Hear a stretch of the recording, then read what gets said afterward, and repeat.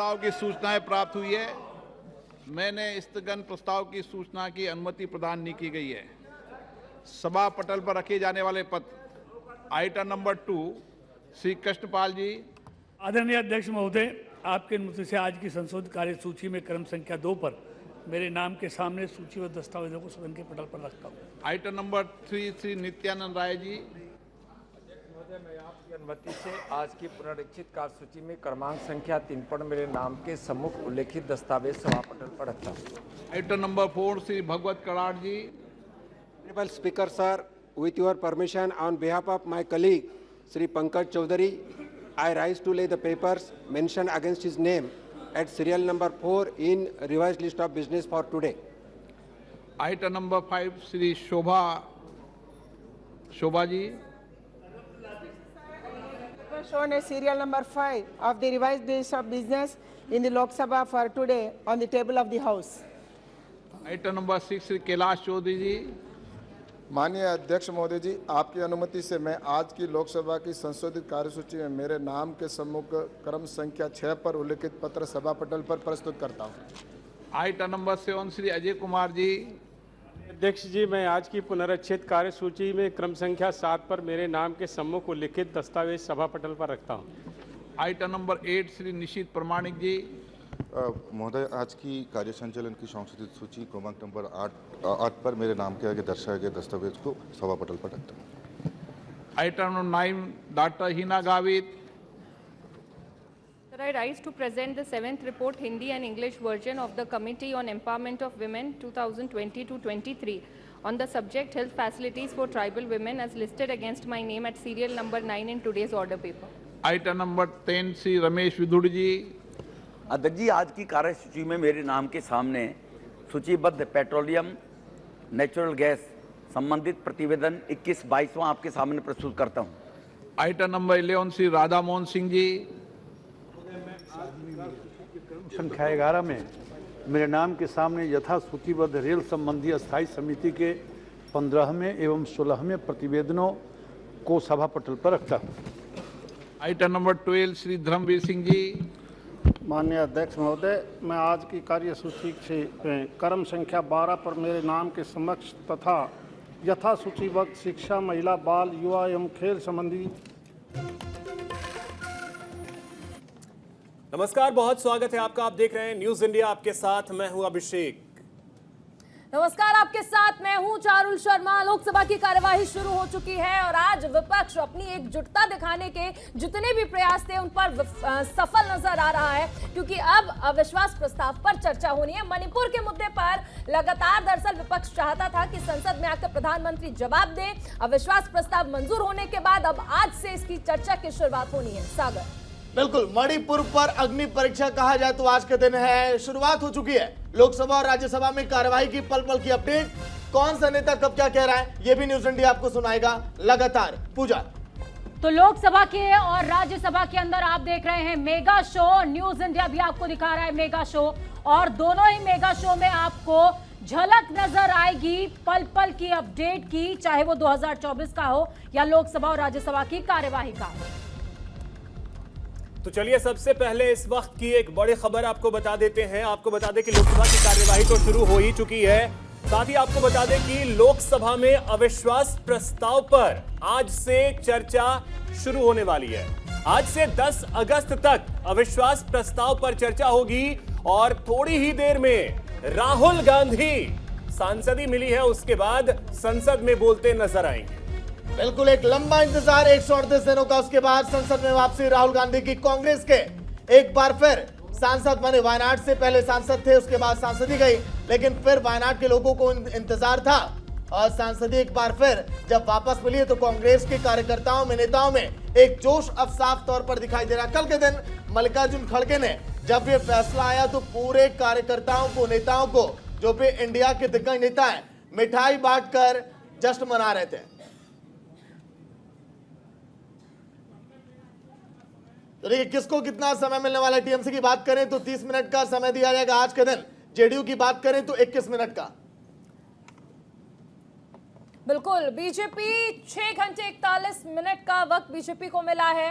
कांग्रेस को 1 घंटे 9 मिनट का वक्त दिया गया है। सिलसिलेवार तरीके से बता रहे हैं आखिर किस पार्टी को कितना वक्त मिला है। डीएमके 30 मिनट, तृणमूल कांग्रेस को मिला है 30 मिनट। देखिए, जब हम आपको ये समय बता रहे हैं तो आपको अपने जहन में 16 घंटों का कुल समय रखना है। उसमें से समझिए कि हर एक पार्टी को कितना समय मिला है। क्या हो गया, थोड़ा हमको भी समझ में आए सर, यही हमारा request. Let me understand what has happened sir. So he just at 11:55 he has given a letter that Mr. Rahul Gandhi is going to speak. What happened in 5 minutes? What is the problem, sir? We are very much enthusiastic to listen Mr. Rahul Gandhi, sir.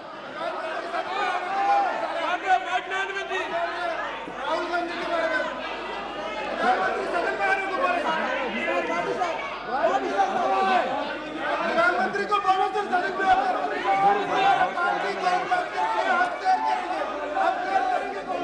House को order में ले।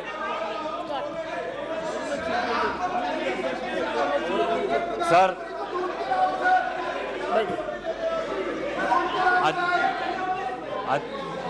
श्री गौरव गोगोई जी। अध्यक्ष महोदय, आपके दफ्तर में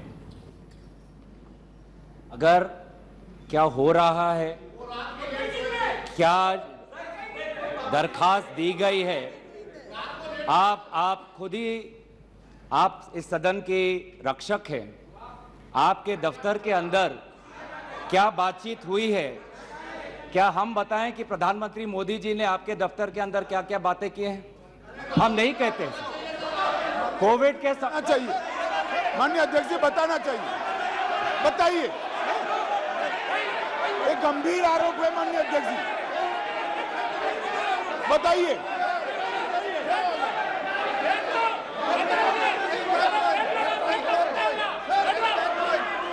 sir, प्रधानमंत्री जी का लेंगे आप, प्रधानमंत्री जी का नाम लेते हुए और चेयर का नाम लेते हुए ऐसा अनाप शनाप आरोप नहीं लगा सकते। वो उनको बताना चाहिए। दफ्तर में जो बात हम आपके विश्वास में रखते हैं और आप जो बात हमें कहते हैं उसकी भी विश्वसनीयता हम बचा के रखते हैं। एक मिनट, आप सब एक मिनट बैठिए, एक मिनट मैं बैठा हूं ना। माननीय सदस्य, कभी भी कोई भी विषय, ये मेरा चेंबर भी सदन है, आप जानते हैं, वरिष्ठ नेता हैं, कभी भी ऐसी टिप्पणी नहीं करना चाहिए जिसका कोई तथ्य और सत्य ना हो। मेरा कहना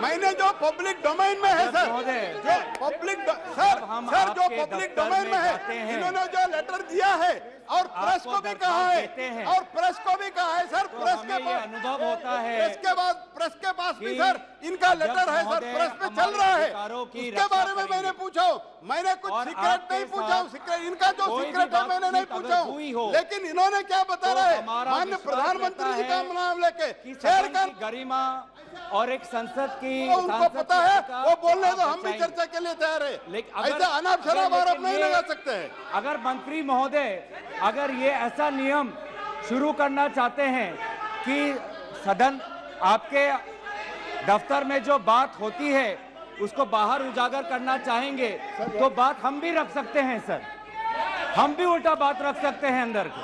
तो इस प्रकार के आप संसदीय मंत्री हैं, आप इस पब्लिक डोमेन में, please understand, it is in the public domain, it is in the media, it is in the social media, what are you talking?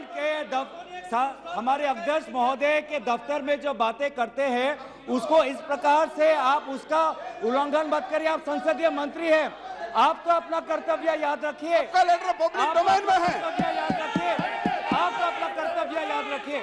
अध्यक्ष महोदय, अब एक मिनट, महत्वपूर्ण विषय पर चर्चा कर रहे हैं। कोई भी ऐसा, हम इस सदन की गरिमा के अनुसार बोलें, सदन की परंपराओं के अनुसार बोलें। अविश्वास प्रस्ताव एक गंभीर प्रस्ताव है, तो मेरा सभी सदस्यों से आग्रह है कि वह चर्चा को गंभीरता से करें तो उचित रहेगा। गौरव गोगोई जी। अध्यक्ष महोदय, मैं इस प्रस्ताव को आपके समक्ष रखता हूं और आपकी अनुमति की अपेक्षा करता हूं कि मैं अपना वक्तव्य रखूं। अध्यक्ष महोदय, मैं सबसे पहले आपका आभार प्रकट करता हूं कि आपने इंडिया अलायंस के इस अविश्वास प्रस्ताव को आपने स्वीकार किया।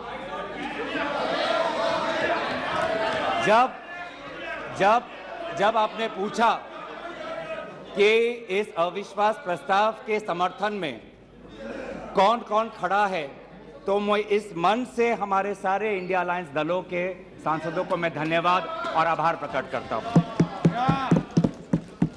सर, ये अविश्वास प्रस्ताव हमारी मजबूरी है। ये हमारी मजबूरी है कि हम अविश्वास प्रस्ताव हमें लाना पड़ा, क्योंकि ये बात कभी भी संख्या की नहीं थी। ये बात हमेशा इंसाफ की थी, मणिपुर के इंसाफ के लिए। आप पहले प्रस्ताव रख दो, प्रस्ताव रख दो आप पहले। सर, प्रस्ताव मैंने आपसे अनुमति मांगा, मैं प्रस्ताव आगे करता हूं। मैं शुरुआत में उनकी अनुमति मांगी। मैं ये इंसाफ मणिपुर की है, मणिपुर के लिए है। इंसाफ है मैं पढ़ूं महोदय, ना राज्यसभा में कुछ बोलेंगे, और इसीलिए अध्यक्ष महोदय ये नौबत आनी पड़ी कि हम अविश्वास प्रस्ताव के द्वारा प्रधानमंत्री मोदी जी का मौन व्रत हम तोड़ना चाहते हैं।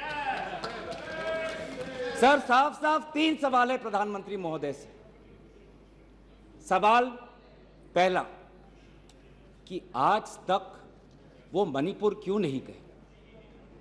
राहुल जी गए, इंडिया अलायंस के विभिन्न पार्टीज गए, गृह मंत्री जी गए, MOS होम गए, पर देश के मुखिया होने के नाते प्रधानमंत्री मोदी जी क्यों नहीं गए? ये है सवाल पहला। सवाल दूसरा कि लगभग 80 दिन क्यों लगे प्रधानमंत्री मोदी जी को मणिपुर पे कुछ बोलने के लिए, और जब बोले तो सिर्फ 30 सेकंड के लिए बोले, और उसके पश्चात आज तक भी प्रधानमंत्री मोदी जी की तरफ से ना कोई संवेदना का शब्द, ना कोई शांति की याचना। मंत्री मंडल बोल रहे हैं कि हम बोलेंगे, हम बोलेंगे। आप बोलें, आपको किसी ने नहीं रोका, लेकिन प्रधानमंत्री मोदी जी एक प्रधानमंत्री होने के नाते उनके शब्दों में जो महत्व है वो किसी मंत्री के शब्दों में नहीं है। माफ कीजिएगा, प्रधानमंत्री मोदी जी अगर प्रधानमंत्री होने के नाते एक शांति की पहल करें, उस कदम में जो ताकत है वो किसी मंत्री या किसी सांसद में वो ताकत नहीं है, एक प्रधानमंत्री होने के नाते। सवाल हमारा तीसरा कि प्रधानमंत्री जी ने आज तक मणिपुर के मुख्यमंत्री को बर्खास्त क्यों नहीं किया? आपने गुजरात में जब निर्वाचन आए, गुजरात में जब आपको अपनी राजनीति करनी थी तो गुजरात में मुख्यमंत्री बदल दिए, एक बार नहीं 2 बार। उत्तराखंड में निर्वाचन आ रहे थे तो उत्तराखंड में 1 बार, 2 बार, 3 बार, 4 बार शायद आपने मुख्यमंत्री बदल किए। त्रिपुरा में निर्वाचन आए तो त्रिपुरा में भी आपने निर्वाचन आपने से पहले आप मुख्यमंत्री को बदला। मणिपुर के मुख्यमंत्री में ऐसा क्या आपने विशेष आपका आशीर्वाद आप दे रहे हैं जिन्होंने खुद कबूल किया है कि आज मेरे कारण एक इंटेलिजेंस फेलियर हुआ है? ये 3 सवाल हैं सर, और शायद इन 3 सवालों का 3 उत्तर भी है। प्रधानमंत्री मोदी जी मणिपुर पर क्यों मौन हैं, शायद उस प्रश्न का उत्तर भी 3 है। पहला उत्तर कि प्रधानमंत्री मोदी जी को कबूल करना पड़ेगा कि उनकी डबल इंजन की सरकार, उनकी सरकार मणिपुर में व्यर्थ हो गई है, विफल हो चुकी है। इसीलिए आज मणिपुर में 150 लोग मरे, लगभग 5000 घर जलाए गए, लगभग 60,000 लोगों आज शिविर में हैं, लगभग 6,500 FIR है। और मुख्यमंत्री, प्रदेश के मुख्यमंत्री होने के नाते जो एक संवाद का वातावरण बनाना चाहिए था, जो एक शांति, अमन और सद्भावना का एक वातावरण जो बनाना चाहिए था, आज उन्होंने सिर्फ मई महीने से नहीं, पिछले 2-3 सालों से ऐसे कुछ भड़काऊ उन्होंने कदम लिए हैं जो आज समाज के बीच में आज तनाव पैदा हो गया है। आज हम मणिपुर गए हैं। क्या मणिपुर में यह सबसे पहला हिंसा हुआ है? नहीं। क्या उत्तर पूर्वांचल में यह सबसे पहला हिंसा हुआ है? नहीं। इससे पहले भी हुए हैं, मणिपुर में भी हुए हैं। मैं खुद उत्तर पूर्वांचल का हूं, मैं खुद जिम्मेवारी से कहता हूं कि हुए हैं, लेकिन पहली बार, अरे आप में से तो कोई गया भी नहीं, आप क्या जानेंगे? पहले जाओ और फिर हमें परामर्श दो, पहले आप लोग जाओ। सर हम गए और बहुत दुख हुआ कि हमने समाज में दो वर्गों के बीच ऐसा बंटवारा, समाज के दो वर्गों के बीच हृदय में इतना आक्रोश, इतना गुस्सा हमने पहले कभी नहीं देखा। हमने पहले कभी भी नहीं देखा कि आज समाज का एक वर्ग दूसरे के प्रति बदले की भाषा का प्रयोग कर रहा है। हमने कभी भी नहीं देखा कि एक प्रदेश में एक ऐसी लकीर खींच दी गई है कि पहाड़ पे एक वर्ग के लोग रहते हैं और वैली में एक वर्ग के लोग रहते हैं। अफसोस की बात है सर कि जो सरकार एक इंडिया की बात करती है, आज उन्होंने दो मणिपुर आपने बना दिए हैं। आपके राजनीति से दो मणिपुर आज बन गए। मैं मणिपुर के मुख्यमंत्री को, इस सदन से पूर्व प्रधानमंत्री वाजपेयी जी की राजधर्मों को याद करने के लिए सलाह दूंगा, जिन्होंने कहा कि राजा के लिए, शासक के लिए प्रजा में भेद नहीं हो सकता, ना जन्म के आधार पर, ना जाति के आधार पर, ना समुदाय के आधार पर। सर आज इस माहौल में अगर सबसे ज्यादा पीड़ा किसी को झेलना पड़ा है तो महिलाओं और बच्चों को। हमने देखे हैं वो वायरल वीडियो में, उनका मैं उल्लेख नहीं करना चाहूंगा, उससे सबको पीड़ा हुआ। पर ऐसे मुख्यमंत्री जी ने स्वयं कहे कि ऐसे 100 FIRs हैं। हम भी गए हैं सर, इंडिया डेलीगेशन, हमारे संसदीय दल, उस परिवार से हम मिलके आए हैं जिसमें 2 महिलाओं के साथ इतना बुरा व्यवहार हुआ, अत्याचार हुआ। हमने ऐसे भी एक परिवार से मिले जिसमें एक 80 साल की महिला, जो एक स्वतंत्रता संग्रामी की पत्नी थी, उसको घर के अंदर बंद करके जिंदा जला दिया। जो 2 महिला जिसको लेकर आज सुप्रीम कोर्ट तक ये बात गई है, उसमें से एक महिला का पति कारगिल में हमारे देश के लिए हमारी सीमा को सुरक्षा कर रहा था। वो कारगिल का जवान बोल रहा है मैंने देश को बचाया, पर मैं अपने घर और अपने परिवार को नहीं बचा पाया। जब हम उनसे मिलते हैं तो हमको क्या कहें? आप लोग कहते हैं हम फोटो ऑप करने गए थे। सर दुख के समय में संवेदना उनको देने गए थे। आज महिलाओं, बच्चों के साथ आऊंगा, अब सारे बातों पे आऊंगा, सब पे आऊंगा। धर्मीय जगह को भी बख्शा नहीं गया। धर्मीय अनुष्ठान पर भी आज भीड़ घुसी और उसका असम्मान किया। आज इंटरनेट नहीं है। आप कहते हैं कि सब नॉर्मल है, स्थिर है, आज भी इंटरनेट नहीं है, बच्चे स्कूल नहीं जा पा रहे, लोग अपनी बातें नहीं रख पा रहे। आज भी कितनी महिलाओं पर अत्याचार हुआ है, वो अपनी बात ही नहीं रख पा रहे। वो तो वीडियो वायरल हो गया, नहीं तो मुझे लगता था कि आज तक प्रधानमंत्री मोदी जी मौन रहते अगर वीडियो वायरल नहीं होता। पर ऐसे हजार से ऐसे अत्याचार हुए। लेकिन वहां के मुख्यमंत्री क्या कहते हैं? अभी ड्रग्स के ऊपर वो बोलते हैं कि ये सब ड्रग्स के लिए हुआ है। अध्यक्ष महोदय, बहुत गंभीर पूर्वक मैं ये बात अपने आपके समक्ष सदन में रख रहा हूं कि मणिपुर के मुख्यमंत्री के कार्यालय से जब एक ड्रग माफिया के बड़े नेता को वहां की पुलिस ने पकड़ा तो मुख्यमंत्री के दफ्तर से फोन गया कि उस ड्रग के माफिया को बचाओ, रिहा करो। और वो ड्रग का माफिया कौन था? वो ड्रग का माफिया आप ही की दल के ऑटोनोमस डिस्ट्रिक्ट काउंसिल के चेयरमैन थे, जो वहां पे जब इटोचा सिंह को पकड़ा गया, लोयांग नांगबंग इटोचा, जब इस व्यक्ति को पकड़ा गया तो मुख्यमंत्री के दफ्तर से फोन गया कि इसको रिहा करो। और ये इटोचा कौन है? वहीं के राज्य सरकार के पीएचई मिनिस्टर सुशील द्रो के भाई हैं।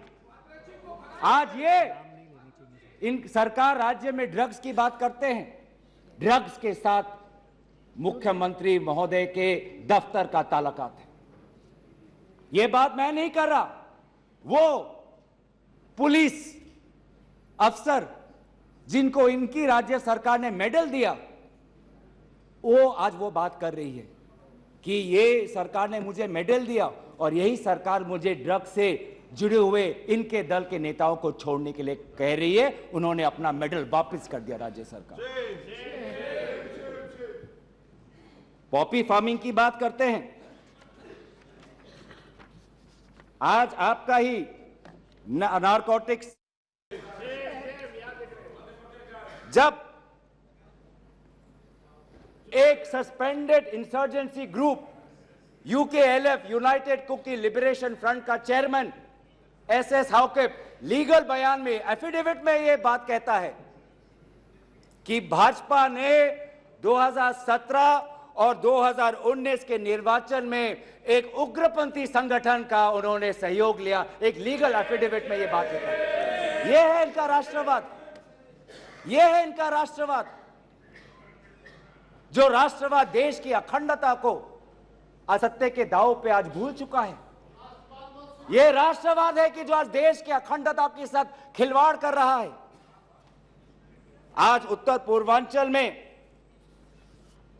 आपके बड़े बड़े जो भी बातें हैं सारे अभी तक नाकाम रहे। एनआरसी की बात करते हैं, आज तक एनआरसी असम में लागू नहीं हुआ। सीएए की बात करते हैं, ऐसा एक माहौल वहां पे हुआ कि पूर्व जापान के प्रधानमंत्री असम नहीं जा पाए। नागा पीस फ्रेमवर्क 8 साल हो गए, अभी तक हमने नहीं देखा कि ये नागा पीस फ्रेमवर्क में हुआ क्या है। गृह मंत्री आज नागा विधायक से अलग से मिलते हैं, मणिपुर के से आए हुए कुकी विधायक से अलग से मिलते हैं। क्यों नहीं आप सबको एक साथ मिलकर बुलाएं और शांति की अपेक्षा करें? ये अलग अलग मीटिंग क्यों? ऐसे उत्तर पूर्वांचल की समस्या नहीं सुलझेगी कि अगर आप समाज, जाति, धर्म के आधार पर बंटवारा करें। आपको साथ में लेना पड़ेगा। पहली बार हम ये देख रहे हैं कि 2 उत्तर पूर्वांचल के राज्य असम और मिजोरम के पुलिस अफसर एक दूसरे पे गोली चला रहे। यह आपकी राष्ट्रीय सुरक्षा की नीति है। इसी बात का उजागर राहुल गांधी जी ने इस सदन में किया था जब उन्होंने आपको चेतावनी दी थी कि आप उत्तर पूर्वांचल के साथ खिलवाड़ कर रहे हो। उत्तर पूर्वांचल हमारे देश का हिस्सा है, इन्होंने कहा था। आज जो तीसरा कारण मैं आना चाहता हूं जिसके कारण प्रधानमंत्री मोदी जी मौन है, पहला उनकी राज्य सरकार विफल थी, दूसरा उनका गृह विभाग और राष्ट्रीय सुरक्षा सलाहकार विफल रहे, और तीसरा प्रधानमंत्री मोदी जी के मौन रहने का कि वो अपनी भूल कबूल करना नहीं चाहते। अगर वो बोले तो कि उनकी चूक हुई है राज्य सरकार से, तो ये भूल वो कभी जनता के सामने कबूल नहीं करना चाहते, मौन रहना पसंद करते हैं। और ये पहली बार नहीं हुआ है, ये पहली बार नहीं हुआ है जब भारत के स्वर्ण पदक लाने वाले कुश्ती के महिला खिलाड़ी जब सड़क पे जब विरोध कर रहे थे तो प्रधानमंत्री मौन थे। जब 750 किसान आंदोलन पे उनकी जीवन गई, बलिदान दिया, शहीद हुए तो प्रधानमंत्री मौन थे। जब 2020 में दिल्ली में रायट्स हुए, दंगे हुए, पर विदेश के एक सरकार के नेता आए थे, उस समय भी प्रधानमंत्री मौन थे। जब अडानी पर इसी सदन में राहुल गांधी जी ने प्रधानमंत्री मोदी जी से सवाल किया कि कितने बार अडानी जी एक विशेष कंपनी को प्रधानमंत्री के साथ जाने पर उनको सुविधा हुआ तो प्रधानमंत्री मोदी जी मौन थे। जब हम बार बार पूछते हैं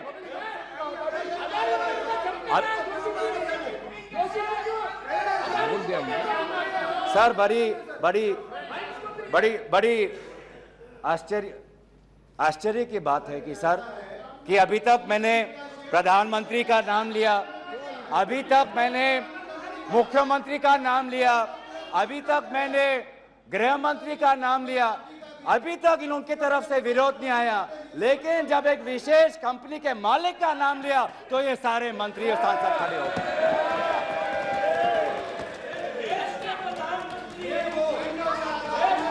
किसकी सरकार है सर? ये किसकी सरकार है? जब चीन पर हमने सवाल किया, चीन पर आप पूछे, मैं चीन पर आता हूं, जब चीन पर हमने सवाल किया कि चीन हमारे सीमा के अंदर कितने किलोमीटर पर है, तो प्रधानमंत्री मोदी जी मौन रहे।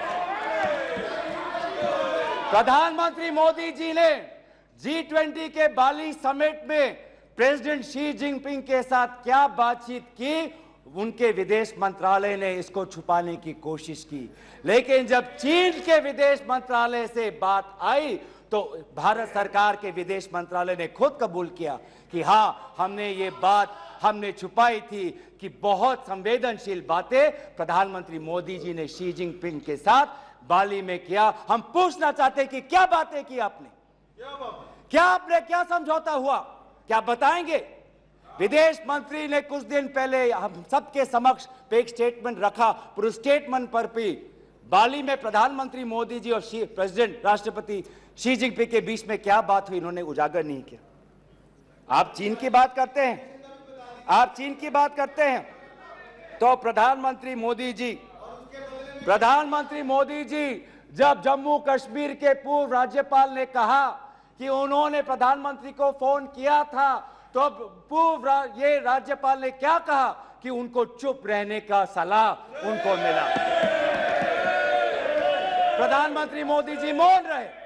जब पूर्व एक राज्यपाल ने कहा कि हमने सुरक्षा मांगी थी हमारे पुलवामा के जवानों के लिए, लेकिन हमको कोई सुरक्षा नहीं मिली, जब ऐसा गंभीर बात एक पूर्व राज्यपाल, आपकी ही चुनी हुई राज्यपाल ने रखा, तो प्रधानमंत्री मोदी जी मौन रहे। जब कोविड में सेकेंड वेव में लोग के सांसों में, फाफड़ों में ऑक्सीजन नहीं था, तब प्रधानमंत्री पश्चिम बंगाल में वोट मांग रहे थे। जब मणिपुर में महिलाओं पर अत्याचार हो रहा था, तो प्रधानमंत्री जी कर्नाटक में वोट मांग रहे थे। ये कैसा राष्ट्रवाद है? यह कैसा राष्ट्रवाद है जो देश से ऊपर अपने सत्ता को ज्यादा महत्व देता है? इस देश के इतिहास में हमने दूसरे प्रधानमंत्री भी देखे हैं। हमने ऐसे भी प्रधानमंत्री देखे हैं जिन्होंने उत्तर पूर्वांचल और भारत की संवेदना को समझा। मैं उदाहरण देना चाहता हूं, जब असम में हमारा असम अकॉर्ड हुआ 1985 में, तो असम में हमारी कांग्रेस की सरकार थी, लेकिन शांति के पहल के लिए उस समय के पूर्व प्रधानमंत्री राजीव गांधी जी ने कहा कि कांग्रेस की सरकार बर्खास्त होनी चाहिए, हम एक निर्वाचन लाना चाहते हैं ताकि शांति आगे बढ़े। ये हमारा राष्ट्रवाद है कि दल से ऊपर हमारा देश, ये हमारा राष्ट्रवाद है। जब मीजो अकॉर्ड हुआ, सुन लीजिए, सुनने का धैर्य रखिए।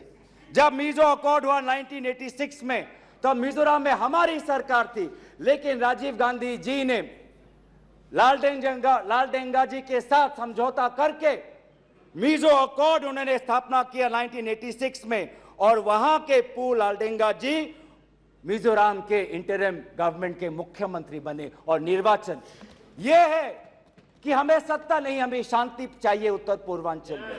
अगर सत्ता खोनी पड़ी, दल का बलिदान देना पड़ा, तो उत्तर पूर्वांचल और देश की अखंडता के लिए हम वो बलिदान देने के लिए तैयार हैं।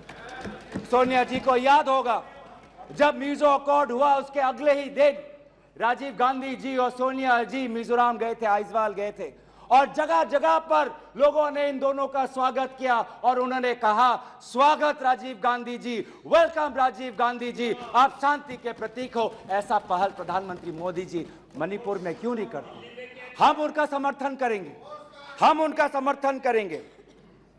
इस सदन में जब 2012 में असम में कोकराझार में जब हिंसा हुआ, तो इस सदन में, लोकसभा में, राज्यसभा में प्रधानमंत्री, हमारे पहले प्रधानमंत्री डॉक्टर मनमोहन सिंह जी ने इस सदन में उन्होंने बात रखी। जब कोकराझार में जब हिंसा हुआ, तो उसके 7 दिन बाद प्रधानमंत्री मनमोहन सिंह जी वहां पर गए और उन्होंने कहा, क्या कहा? उन्होंने कहा असम में जाकर, we are one people, we are one nation, we must live together as such, we must restore peace and calm throughout the area. ऐसी बातें प्रधानमंत्री मोदी जी क्यों नहीं करते? चलिए मेरे दल का नहीं, चलिए मेरे दल का नहीं, मैं आपके दल का उदाहरण देता हूं। जब 2002 में गुजरात में जब दंगे हुए, तो उस समय के प्रधानमंत्री वाजपेयी जी गुजरात गए थे, शाह आलम के वो रेफ्यूजी कैंप में गए थे। तो सीधा सीधा सर, मैं प्रधानमंत्री जी से 3 में हमारी याचना है, 3 हमारे याचना है। याचना 1 कि वो सदन में आकर अपनी बात रखे, लोकसभा में आए और राज्यसभा में भी जाएं, लोकसभा में भी आए और राज्यसभा में भी जाए। हमारी याचना दूसरा कि वो मणिपुर जाए और पूरे पार्टी को लेके जाए। ये बात हमने सदन के प्रारंभ होने से भी पहले कहा था कि अगर प्रधानमंत्री पूरा मणिपुर को में एक ऑल पार्टी डेलीगेशन लेके जाएंगे तो हम सब उसमें शामिल होंगे। और हमारा तीसरा ये याचना है कि मणिपुर के विभिन्न समाज सेवक संगठनों को बुलाकर एक मीटिंग करिए, शांति का एक पहल रखिए। लेकिन प्रधानमंत्री क्या कर रहे हैं? प्रधानमंत्री आज इंडिया अलायंस को बदनाम करने में तुले हैं, देश के नाम को आज बदनाम करने में तुले हैं। अफसोस की बात है, अफसोस की बात है, जब आप पॉपुलर फ्रंट ऑफ इंडिया की बात करते हैं, इंडिया मुजाहिदीन की बात करते हैं, ईस्ट इंडिया कंपनी की बात करते हैं, तो हम इंडियन इंस्टीट्यूट ऑफ टेक्नोलॉजी की बात करते हैं, हम इंडियन स्पेस रिसर्च ऑर्गेनाइजेशन की बात करते हैं, हम इंडियन पुलिस, हम इस संविधान के आदर्शों की हम सुरक्षा करेंगे। आप पूंजीपतियों का विकास चाहते हैं, सबका विकास कहते हैं, लेकिन करते हैं पूंजीपतियों का विकास, और वो भी सिर्फ 6 पूंजीपतियों का। आज भारत में एक ऐसा हमने व्यवस्था देखा है कि 6 कंपनियों के पास आज 25% पोर्ट है, 45% सीमेंट प्रोडक्शन है, 33% स्टील प्रोडक्शन है, 60% टेलीकॉम प्रोडक्शन है, 45% कोल प्रोडक्शन है। ये है आपका विकास का मॉडल, ये है आपका विकास का मॉडल। मैं उस कंपनी का नाम नहीं लूंगा जिससे आप उत्तेजित हो जाते हैं, लेकिन दूसरे कंपनी को तो नाम ले सकता हूं। ये कैसा प्रक्रिया है सर? ये कैसा कॉम्पिटिटिव इकोनॉमी बना रहे हैं? जब अप्रैल 2030 में श्री सीमेंट संघी इंडस्ट्रीज को खरीदना चाहता है, तो जून में ही श्री सीमेंट पर आईटी का डिपार्टमेंट का रेड होता है, और जुलाई 2023 में श्री सीमेंट एक्विजिशन से बाहर निकलता है, और अगस्त में अडानी का अंबुजा सीमेंट संघी इंडस्ट्री को ये इकोनॉमी बना रहे हैं। ऐसा इकोनॉमी आप बनाएंगे? हम चाहते हैं पूंजीपतियों का विकास नहीं, हम चाहते हैं कि किसान का विकास हो जिससे राहुल जी मिले हैं, हम चाहते हैं वो मैकेनिक का विकास हो जिससे राहुल जी मिले हैं, हम चाहते हैं वो फैक्ट्री वर्कर का विकास हो जिससे हमारे पास आते हैं वो स्मॉल बिजनेस, वो ट्रेडर्स जो हमारे पास आते हैं, हम उनका विकास चाहते हैं। आप गरीबों की बात करते हैं, आपने गरीबों के साथ विश्वासघात किया है। आज टमाटर 2050 केजी में, पेट्रोल 102 लीटर का, एलपीजी 1200 रुपए सिलेंडर का, मिल्क आज दूध के दाम पे। आपको इकोनॉमी की बात करते हैं, लार्जेस्ट फास्टेस्ट ग्रोइंग इकोनॉमी की बात करते हैं, जाइए ये भाषा उस आजाद मंडी के उस आदमी के सामने वो रखिए जिसके आंसू आज पूरे देश ने देखा है, जो कहता है रो रो के कि मेरे पास पैसा नहीं है। ये जीडीपी और फास्टेस्ट ग्रोइंग इकोनॉमी की बातें उनको समझाइएगा। आजादपुर मंडी में राहुल जी गए, आप किसान की बात करते हैं, आपके यह डेटा में आज हमको मिला है कि लगभग 10,000 किसानों ने आत्महत्या कर दी है, जिसमें से किसान है, श्रमिक है, कल्टीवेटर्स है। ये है पार्लियामेंट में आज उत्तर आता है कि एमजीएनरेगा में 5 करोड़ लोगों को आज एमजीएनरेगा से बाहर कर दिया है। ये आपका विकास है। तो सर ये आप गरीबों पे विश्वासघात करिए, हम राजस्थान की तरह देश में महंगाई में हम राहत लाएंगे। आप आदिवासियों में अत्याचार करें, हम आदिवासी छात्र, महिलाओं और एनजीओ के साथ हम भारत को हम जोड़ेंगे और इंडिया को जिताएंगे। India that is a union of states, we will protect and we will win. जो 2024 में भारत जीतेगा, इंडिया जीतेगा, इतना अहंकार मत करिए। इन्हीं बातों के साथ मैं अपना प्रस्ताव यहीं पे रखता हूं। धन्यवाद। निशिकांत दुबे।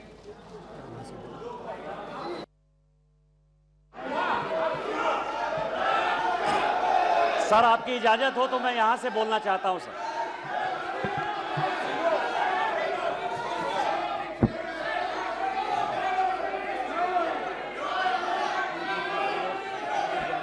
अध्यक्ष महोदय,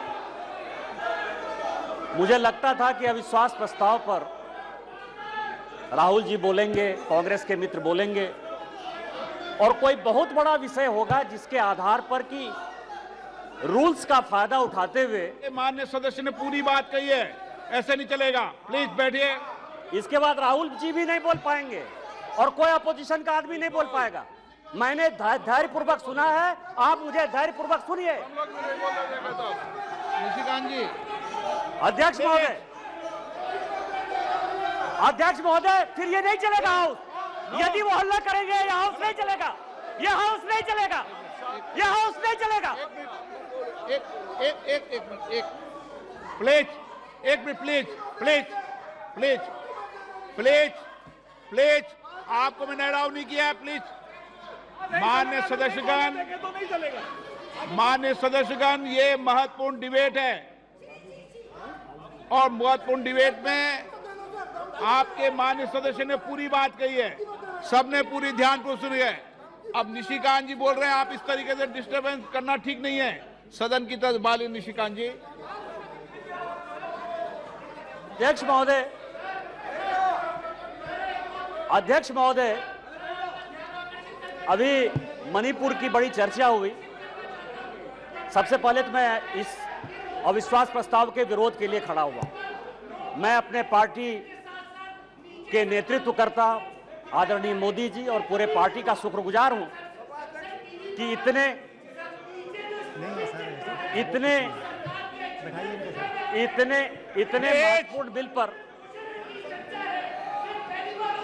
महत्वपूर्ण बिल पर पार्टी ने मुझे बोलने के लिए खड़ा किया। अभी मैंने गौरव गोगोई को सुना सर,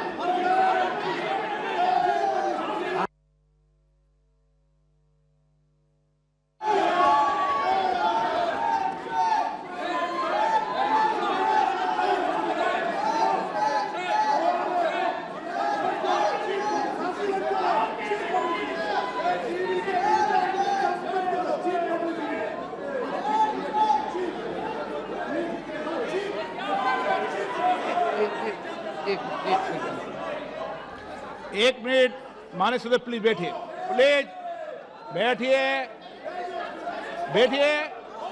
नो कॉन्फिडेंस में चर्चा नहीं करना चाहते आप? बैठिए, बताता हूं। मैं बताता हूं आपको, मान्य सदस्यगण,